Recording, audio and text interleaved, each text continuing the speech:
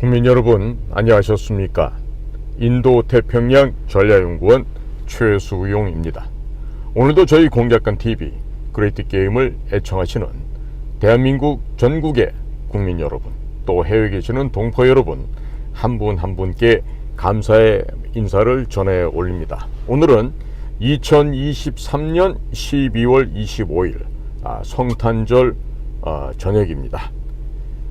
지금 제가 어저께 그 한동훈 국힘당 비대위원장이 정치개혁을, 국회개혁을 다음과 같이 해야 한다, 고영주 대표가 내놓은 23가지 실천 공약과 함께 검찰의 정말 부모님 같은 그 대선배님한테 찾아와서 겸손하게 조아리면서 한 수를 배워가도록 그렇게 권면을 하였습니다.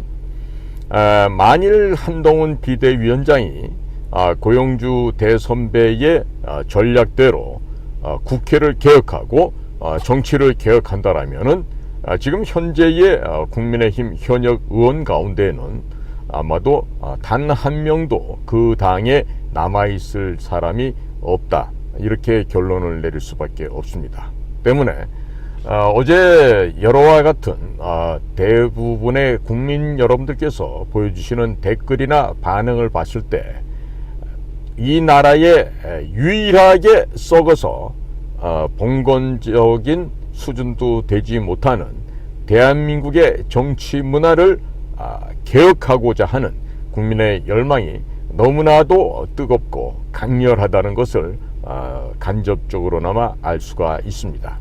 따라서 오늘은 그와 같은 국회의원의 186개라고 하는 어마어마한 특권을 폐지하고 불체포 특권도 폐지하며 국회의원들의 수입도 절반으로 잘라버리고 보좌관 수도 절반으로 줄이고 이런 그 모든 특권을 폐지하자는 정치개혁 의견을 이미 자유민주당 고영주 대표가 발표를 한 바가 있습니다. 그래서 한동훈 국힘당 비대위원장이 그거보다 더 혁신적이고 더 진보적이고 진취적인 개혁을 해줄 것을 믿으면서 오늘은 제가 다음번 4월 10일에 있을 대한민국의 총선거는 반드시 미중 간의, 지금 진행 중에 있는 미중 간의 패권 전쟁과 반드시 함수 관계가 있게 됩니다. 그렇기 때문에 앞으로 국제 정세를 여하이 보고 판단해야 될지 그 부분에 대해서 좀 말씀을 드리고자 합니다. 우선 2020년이 되겠죠.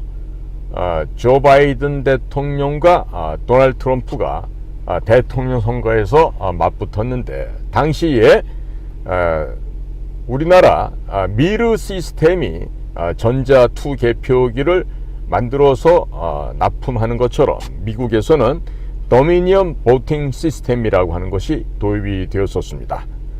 당시 미국에서도 말도 많고 탈도 많았는데 이 도미니언 보팅 시스템이라고 하는 회사에서 Chief Officer of Strategy and Security, 그러니까 전략과 보안 최고 책임자라는 에릭 쿠머라는 사람이 있었습니다. 이 에릭 쿠머가 지금 언론에 나와서 지금 뭐라고 그 당시 언급을 했냐면요,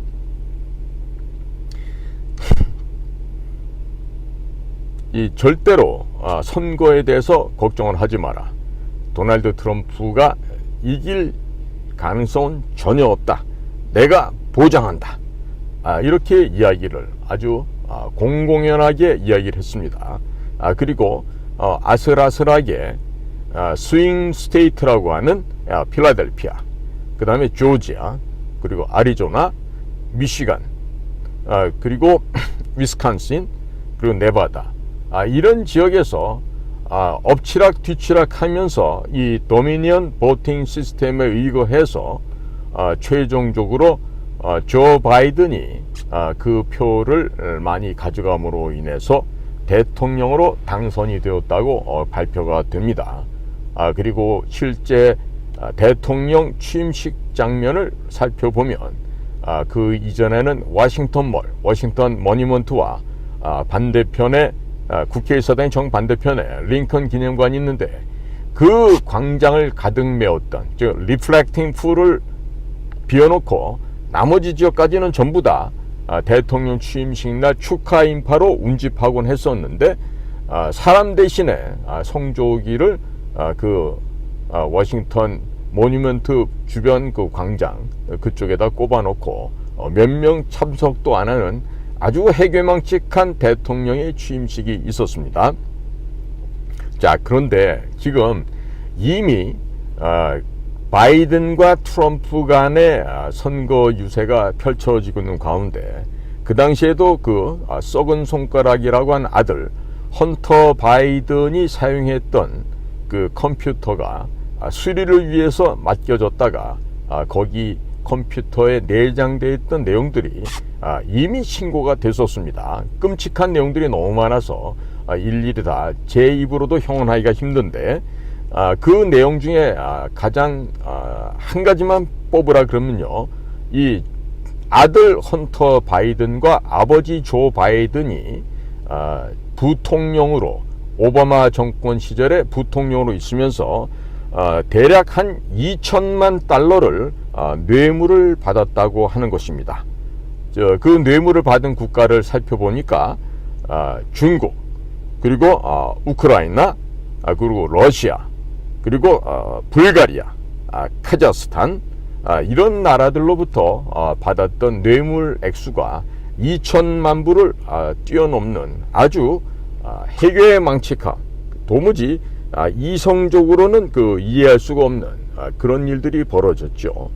그래서 대략 5,400개의 조 바이든 명의로 쓰여진 그 이메일들이 조 바이든 이름이 아닌 가짜 이름, 거짓말로 활용이 되면서 아들을 앞장 세워서 뇌물을 받고 부정축제를 해왔다는 것이 증명이 되었습니다. 그래서 이런 사실들이 이제 미국에 공공연하게 모든 언론을 통해서 이제 발표가 되었죠. 그래서 극명하게 2016년도에 조 바이든과 질 바이든 부부의 소득을 살펴보면 39만 6천 달러에 불과했는데 그 이듬해가 되는 2017년부터 2019년 사이에는요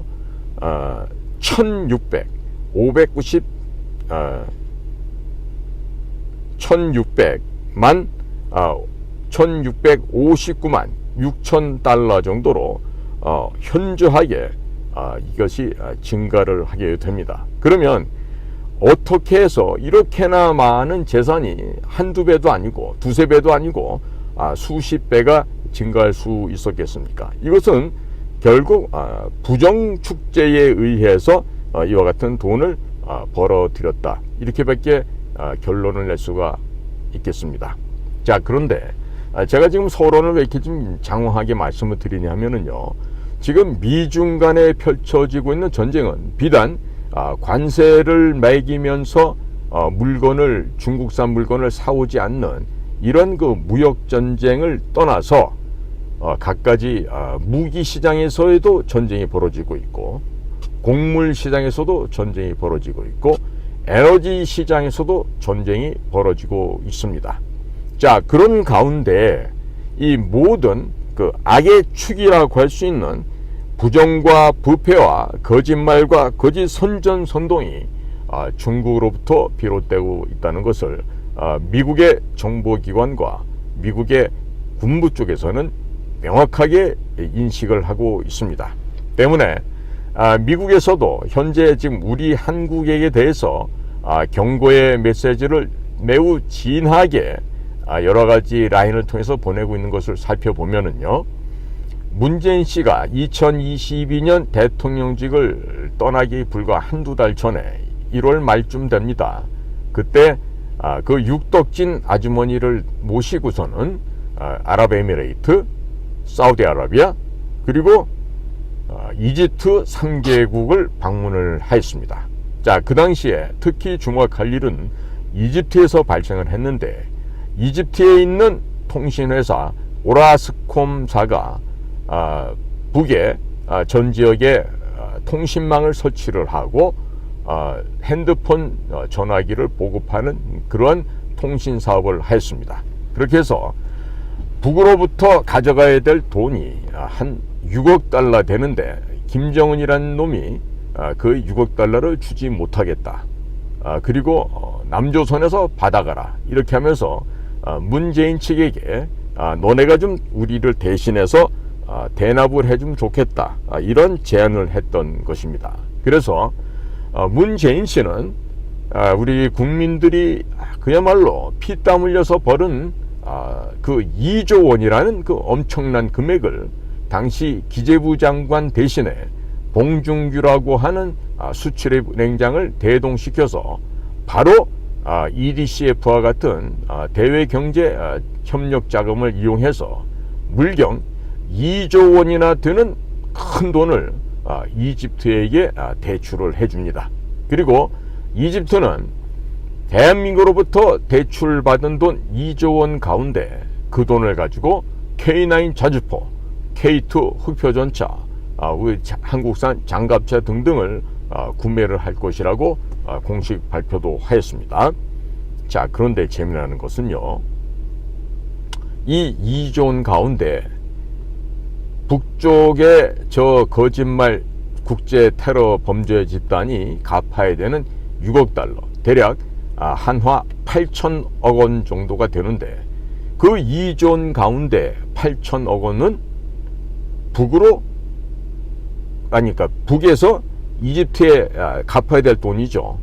그 돈을 우리 대한민국의 국민들의 혈세를 가지고 문재인 씨라는 사람이 이집트에다가 그 돈을 대납해서 갚아주게 됩니다. 그런데 이자들이 간땡이가 얼마나 부었냐 하면은요, 지금 제가 이 유튜브를 하게 된 근본 동기가 한국의 암호화폐가 몰래 세탁이 돼서 북으로 갔다는 이 사실을 제가 밝히기 위해서 저의 얼굴과 실명을 대외적으로 공개하게 된 것처럼, 이 문재인 씨와 그 문재인 씨를 따르고 있는, 즉 평양에 충성을 다하고자 하는 그와 같은 반대한민국 세력들은 문재인 씨와 함께 북한이 이집트에 갚아줘야 되는 6억 달러를 대신 갚아주게 됩니다. 그러면 암호화폐는 이메일로 보내고 받고 하면서 그 종적을 추적을 피할 수가 있지만, 이 달러, 미국의 달러가 다른 나라로 갈 때는요, 서울에서 카이로로 송금한다고 했을 때 바로 카이로로 가지가 않습니다. 반드시 뉴욕을 한번 거쳐서 이집트의 수도 카이로로 가게 되어 있습니다. 그러니까 미국에서는 지금 대한민국의 정부 수반이라고 했던 문재인 씨와 당시의 경제 강요들, 또 우리 수출입은행이 모두가 연합해서 대한민국의 국부를 해외로 몰래 반출을 했고, 그 돈이 최종적인 도착점은 북에 김정은이한테 간다라는 것을 미국의 정보기관이나 미국의 연방정부 측에서 이미 알고 있다는 얘기죠. 그러니까 윤석열 대통령이 내년 총선에서 이기느냐 지느냐 하는 문제는요, 단순하게 무슨 표를 몇 표 더 받고 덜 받고, 뭐 지역구에서 253개 지역구에서 몇 석을 얻느냐, 이런 것도 산술적으로는 의미가 있겠습니다만은요, 근본적으로 북한에 대해서 지원을 해온 문재인 씨에 대한 구속 기소는 고사하고 그에 대한 조사조차 착수하지 않은 것이 미국의 정보기관과 미국의 강성 우파라고 할 수 있는 군부에게 이미 노출이 되었고, 이것을 인지한 미국의 군부나 정보기관에서는 과연 윤석열 정부가 개혁의 의지가 있느냐, 국가를 진정으로 미국과 혈맹 국가로 해서 자유민주주의 체제를 지키고자 하는 확고한 의지가 있느냐라는 점에 대해서 대단히 큰 지금 의심을 사고 있습니다. 그렇기 때문에 지금 지난번에 10월 10일 날 국정원에서 중앙선거관리위원회의 전체 서버도 아니고 대략 5%에 해당하는 서버를 조사한 결과 그들이 주장해온 것처럼 100점 만점에 100점이 아니라 31.5라고 하는 그야말로 처참한 확인 기록을 대외적으로 공표를 했습니다. 이 가운데 뭐 사전 투표의 허술함은 뭐 거론할 필요조차도 없이 가장 중요한 선거인 명부조차도 조작이 가능하다는 것을 국정원의 전문 요원들이 밝혀내서 발표를 하였습니다. 자, 이런 가운데 대부분의 많은 우리 시민들께서 국민들께서 이 부정한 방법으로 또 다시 총선거에서 투표가 진행된다면 투표하는 국민들의 의지와는 관계없이 개표하는 사람의 의지대로 결과가 뒤바뀔 수 있음을 이제는 대부분의 국민들께서 알게 되었습니다. 그런데 지금 이와 같은 근본적인 수술을 하지 않고 그대로 내년도 4월 5일, 6일 양일간의 사전투표를 하고 나서 10일 날 본투표를 한다 한들 그 어떤 투표가 정확하게 진행이 되고 그 결과가 객관적으로 진실대로 나올 수가 있겠습니까? 그렇기 때문에 지금 많은 국민들께서 그 분노를 참지 못하고 지난주에는 1140명이 넘는 이 나라의 앞날을 걱정하는 우리 애국 시민들께서 용산 삼각지 전쟁기념관 앞에서 삭발식까지 거행하는 정말 인류 역사상 최대의 삭발식이 거행이 되었습니다. 자, 그럼 이와 같은 국민들의 염원, 국민들의 열망을 끝끝내 대통령과 대통령실 그리고 이 나라의 그 행정을 책임지고 있는 윤석열 행정부 내에서 계속해서 국민의 뜻을 무시하고 자신들이 섬기고 공경해야 될 대한민국의 주인이 되고 있는 국민들을 무시하는 처사가 계속해서 이어진다라고 하면은 국민들은 윤석열 정부를 버릴 수도 있습니다. 그리고 제가 어제도 말씀드렸지만 확고부동한 대한민국의 정치 개혁을 하지 않는다라면 한동훈 비대위원장 역시 가다가 서서 죽는다 하더라도 끝까지 죽을 수도 없는 매우 어려운 진퇴양난에 처할 것이라고 경고의 말씀을 드렸습니다. 자, 그럼 지금 미국에서 이 더미니언 보팅 시스템이라고 하는 이 정말로 요술방망이와 같은 이런 소위 투표기, 소위 전자투개표기입니다. 이런 거를 지금 개발을 해서 중남미 국가에 보내서 이미 많은 국가에서 사건 사고가 났죠. 그런데 우리나라도 선관위를 퇴역한 사람들의 제2의 직장으로 인천 송도에 세계 선거연맹인가 하는 아주 희한한 조직을 만들어 놓고 거기서 투자를 하면서 전자투개표기를 이 성남 판교에 위치하고 있는 미르라는 회사에서 그걸 만들어서 납품을 합니다. 그러면 개도국에 특히 아프리카나 우리 아시아 지역이나 아니면 중남미 지역에 수출하는데 그 수출 대금은 ODA라고 하는 그 개발 원조금이 있어요. ODA를 통해서 전액을 받게 됩니다. 그러니까 만약에 니카라구아에 수출했다, 이라크에 수출했다, 민주콩고에 수출했다 했을 때 그 돈을 민주콩고나 이라크나 니카라구아에서 이 미르 시스템에게 돈을 지불하는 것이 아니라 우리나라 대외협력재단이라는 코이카라는 재단이 있어요.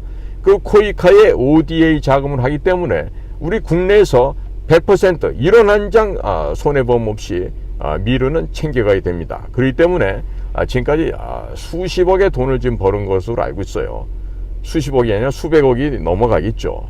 자, 그러면 과연 그들이 판매했던 미르가 제조 생산해서 판매했던 그 전자투개표기로 인해서 지금 어딥니까? 그 스탄 나라 중에 하나인 한 곳에서도 키르기스탄인가요? 그렇고 또 이라크도 그렇고 심지어 그 민주콩고 아프리카에 있는 국가에서는 그 모든 전자투기의 폐기를 쌓아놓고 불을 질러버렸죠. 필리핀에서도 사고가 나서 전혀 이제 한국의 이런 투기 표기를 신뢰하지 않게 되었습니다. 중남미의 니카라구아에서도 유사한 일이 벌어졌습니다. 그러면 이처럼 거짓으로 점철되고 거짓으로 조작을 하는 이런 전자투기 표기를 왜 계속 생산을 하려 할까요? 이것은 각각의 국가가 처해 있는, 즉 독재 권력들이 그들의 정권을 유지하기 위한 하나의 합법적인 방편으로 도구 수단으로 삼고 있는 점을 이미 전 세계적으로 입증이 되었습니다. 그럼 계속해서 이와 같이 결점이 있는 투기 표기를 외국에 수출하고 동시에 이 나라에서의 총선거 이런 데서도 이 기계를 도입한다. 이건 어불성설, 말이 안 되는 것입니다. 그런데 이번에 또 하겠다는 거죠. 그리고 대통령의 법대 동기생이라고 하는 김용빈이라는 전직 판사가 그 선거 관련해 중앙상임위원인가로 임명이 됐죠. 근데 그분이 하는 얘기를 들어보건대 언론과 인터뷰를 한 걸 보면 앞으로 사전투표제를 더 강화하겠다. 그리고 전자투기 표기를 더 도입하고 예산을 더 늘려나가겠다 그러는데요. 그야말로 판사 출신이라 그런지 세상 물정을 몰라도 너무 모르지 않습니까? 삼척동자들도 다 할 수 있는 일을 서울대학교 법대를 나와서 사법시험을 통과하고 판사를 역임했다고 하는 김용빈이라는 아저씨가 전혀 거기에 대해서 인지를 못해요. 사전투표제에 바코드가 쓰여져야 되는데 거기에 지금 QR코드가 좀 쓰여지고 있죠. 그런 것이 어떠한 부정인지도 구분도 못하고 또 투표용지를 어떻게 생산해서 들어가는지 그리고 사전투표에 있어서 투표를 한 다음에 개개인들의 그 정보 보호를 위해서 몇 명이 다녀갔는지 그 모든 기록을 지워버리는 이런 해괴망측한 사전투표제. 그 사전투표제를 국회에서 합리적으로 입법하기 위해서 살라미 전술을 통한 7차, 8차의 야금야금 개정을 통해서 그러한 법령이 만들어졌다는 것을 전혀 인지하지 못하고 있는 것으로 보여집니다. 지금 굳이 국민의 참정권을 확대하기 위해서 이틀씩이나 사전투표를 하고 당일 투표는 놀러가게 하는 이와 같은 현행 제도는요, 불합리해도 너무 불합리하고 부정직한 측면을 따져보면 정직함이라는 것은 일도 없는 그야말로 더러운 선거 방식이 되겠습니다. 프랑스나 대만처럼 투표를 하고 바로 그 투표함도 투명한 투표함을 만들어서 투표란 그 자리에서 바로 손으로 일일이 감시원으로 있던 사람들이 개표 감시원으로 이제 역할이 바뀌어지면서 그 자리에서 투표함을 옮기지 않고 개표를 함으로써 가장 두터운 신뢰도를 얻게 될 수 있죠. 그게 바로 대만이나 프랑스의 시스템이 되겠습니다. 그럼 그렇게 합리적이고 좋은 방식을 놔두고 안 하고 있는 대한민국 선거관리는 왜 그걸 계속할까요? 역사적으로 보면은요, 과거 우리 중앙정보부, 저의 고향집입니다. 안전기획부 국정원을 거쳐서 오면서 매번 이 선거관리위원회의 직원들과 상임위원, 사무총장, 사무차장 등등 주요 간부직에 있던 사람들은 국정원하고도 대단히 밀접한 관계를 맺어 왔었습니다. 그렇기 때문에 역대 선거관리위원회 상임위원이나 그곳에 사무총장, 사무차장 했던 사람들은요, 특별한 정보기관과의 유대관계를 갖고 있죠. 특히나 임좌순이라는 이름을 들어보셨을 텐데 그 임좌순이라는 사람이 선거 관련에 있으면서 그 사람은 그 어떤 학문적인 배경이나 이런 것들은 굉장히 열악한 수준이에요. 고시를 봐서 무슨 성관에 간 것도 아니고 그런데 야심이 컸죠. 배고프고 없이 사는 사람들 중에 특히나 천출인데도 나도 국회의원 하고 싶고 나도 장관 하고 싶고 이런 그 지나친 세속적인 욕심이 과도한 자들이 있습니다. 그런 자들이 반드시 사고치게 돼 있는데, 이 임좌순이라고 하는 사무총장 출신의 상임위원이 바로 그런 사람이었던 것을 기억나요.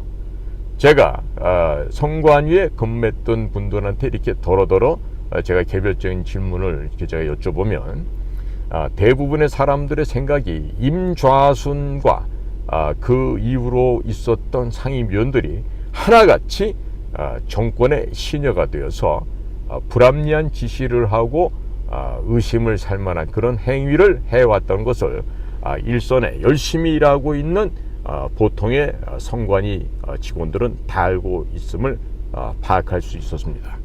자, 그래서 아무리 무슨 국힘당에서 무슨 개혁을 한다 어쩐다 해도요, 선관위에서 진행되고 있는 이 현재의 불합리하고 정상적이지 못한 이 투개표 방식을 고치지 않으면 내년도에 이 국민의 염원을 담아낼 수가 없는 것입니다.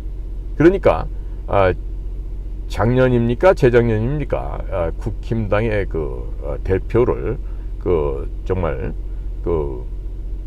부모도 못 알아보는 그 인간 쓰레기 개차반을 국민의힘에 무슨 젊은 피라고 당선을 시켜놨더니 대통령 선거 과정에서 어떤 식으로 그 당의 대선 대표로 된 윤석열 후보에게 그야말로 개꼬장을 부리고 그야말로 정말 버릇없이 윤석열 후보에게 맘먹겠다 그러면서 무슨 비밀 주머니를 갖다가 3개를 풀어준다 어쩐다 해가면서 아주 교만 방자하기 이를 데 없는 아주 철없는 녀석의 광란을 우리가 본 적이 있는데, 아직도 국힘당은 그런 개망나니들을 쓸어내지 못하고 척결하지 못하고 있는 참으로 한심한 시민단체 수준도 안 되는 것들이에요. 정당도 아닙니다, 이것들은요.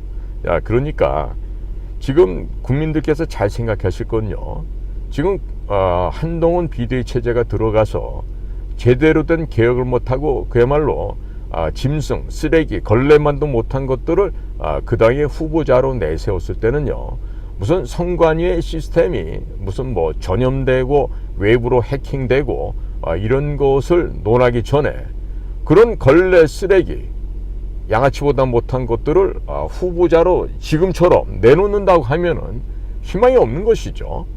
선관위 시스템이 부정이 되었든 안 됐든 1차적으로 그런 걸레 쓰레기들을 후보자로 내놓는다 하면은 그쪽은 그 선거에서 승리하고자 하는 마음이 전혀 없는 것입니다. 그래서 제가 어제 방송에서도 얘기했지만 윤석열 대통령을 돕질 않아요. 그리고 한동훈 장관이 지금 고용주 대표가 추진하고 있는 그런 모범적이고 청렴한 정직함을 기본으로 하는 그 정당의 정책을 피게 되면은요, 기득권을 유지하고자 하는 기존의 현역 의원들은 다 뛰쳐나가겠죠. 자연스럽게 국내힘이 지리멸렬하고 폭파될 겁니다. 깨져버릴 거예요. 그래서 제가 윤석열 대통령이나 한동훈 비대위원장에게 어렵게 생각하지 말고 그대들의 검찰 수십 년 선배되는 고용주 자유민주당 대표님을 찾아뵙고 저희들을 좀 도와주세요 하면 고용주 대표가 도와줄 거라는 얘기를 하는 겁니다.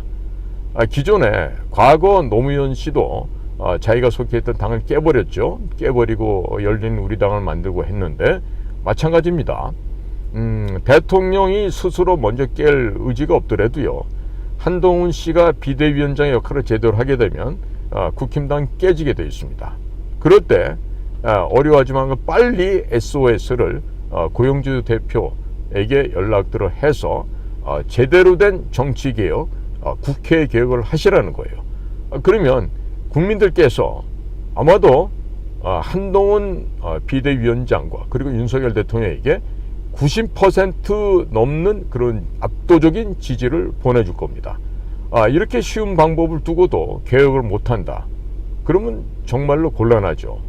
그러니까 서울법대 나오고 특수부에서 20여 년을 갖다가 칼을 다듬은 조선 제일검이라 하더라도 양심과 정직함과 겸손함에서 비롯되지 못하는 개혁이 될 때는 아무것도 이루어낼 수가 없습니다.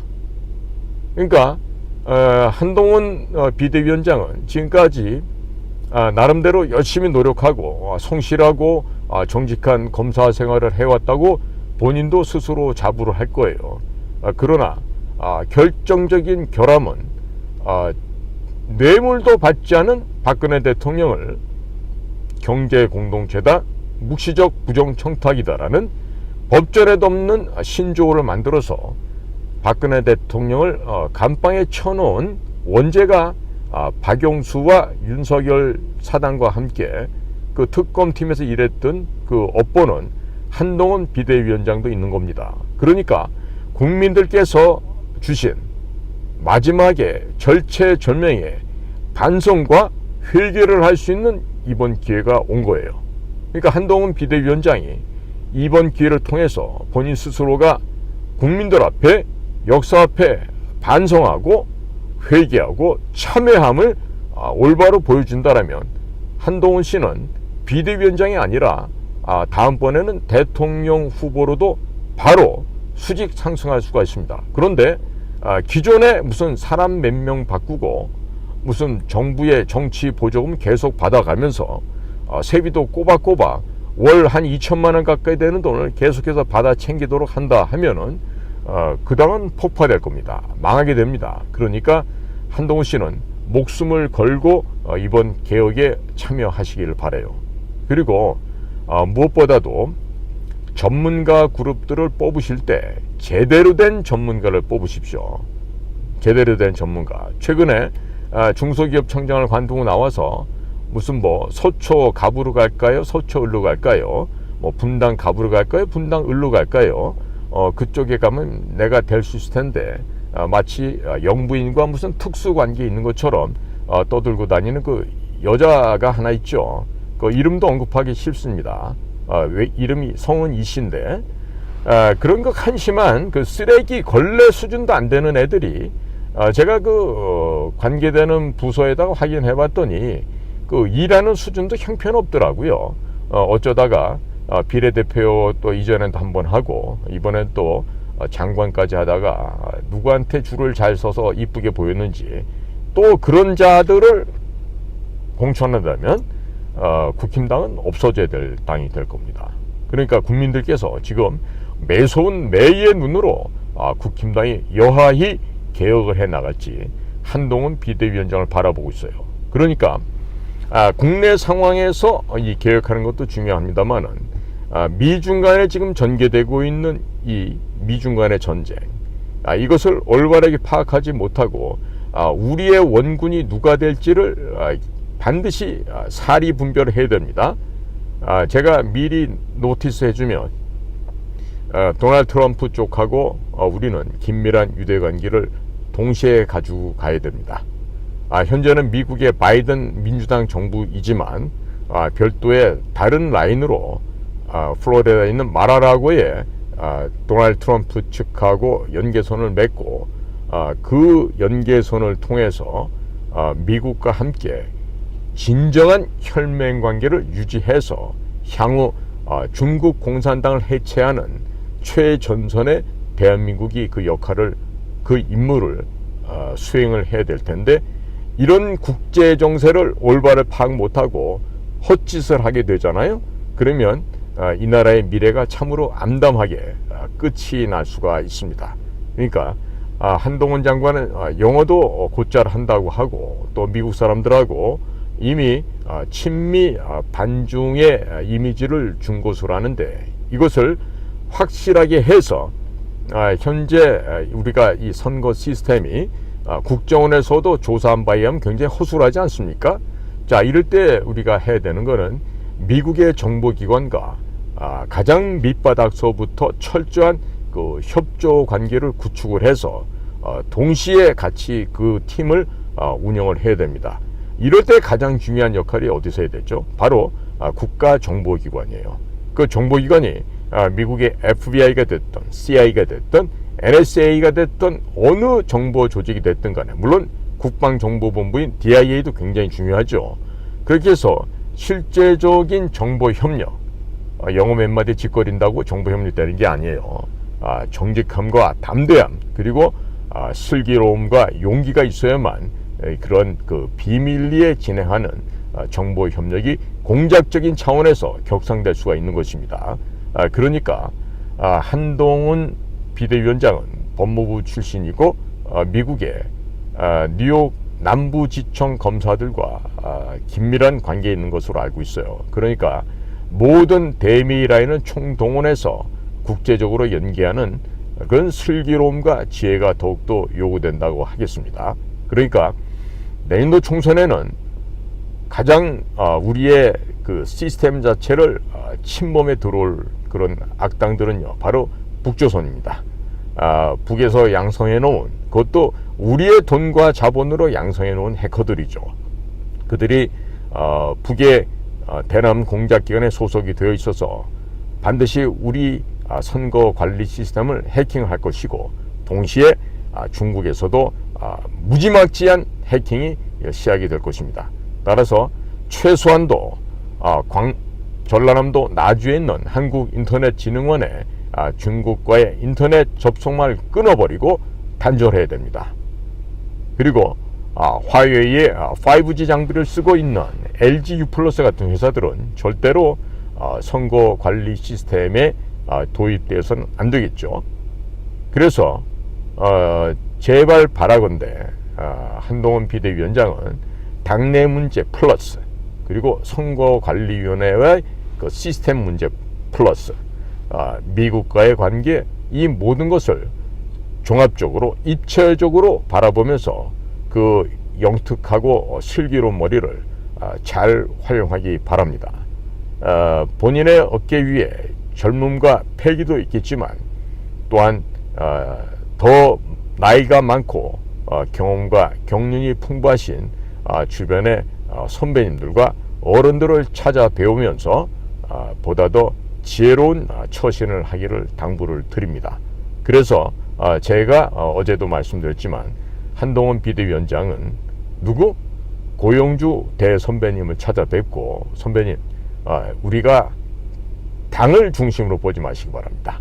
이 나라가, 대한민국이라는 이 국가체제가 어떻게 하면은 이 현재의 자유민주 시스템을 유지하고 더욱더 부국강병할 수 있는지, 그 첩경은 너무나도 쉬운 곳에 있으니 꼭 고영주 대선배님을 찾아뵙고 고영주 대표님의 지혜를, 경륜을 얻어가시기 바랍니다.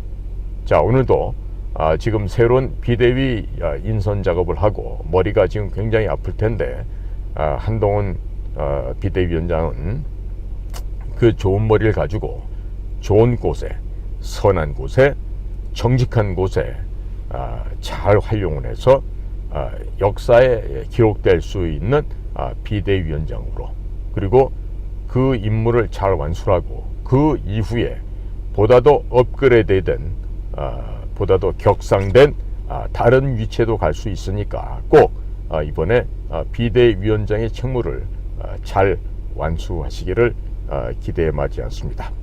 오늘도 저희 공작관 TV 그레이트 게임을 경청하시는 모든 국민 여러분과 해외에 계신 동포 여러분 한 분 한 분께 감사를 드립니다.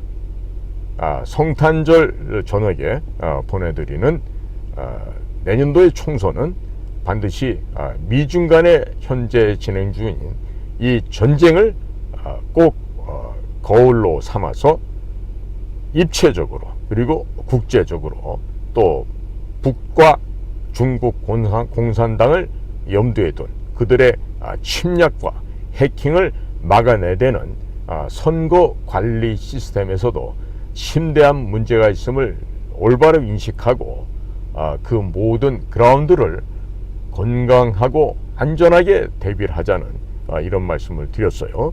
한동훈 비대위원장 부디 잘 할 걸로 믿습니다. 잘하지 못하면요, 한동훈 비대위원장도 그 자리가 바로 그대의 무덤이 될 수 있음을 꼭 잊지 마시기 바랍니다. 오늘도 저희 공작관 TV 그레이트 게임을 경청해 주셔서 감사를 드립니다. 저는 인도태평양 전략연구원 최수용이었습니다. 감사합니다.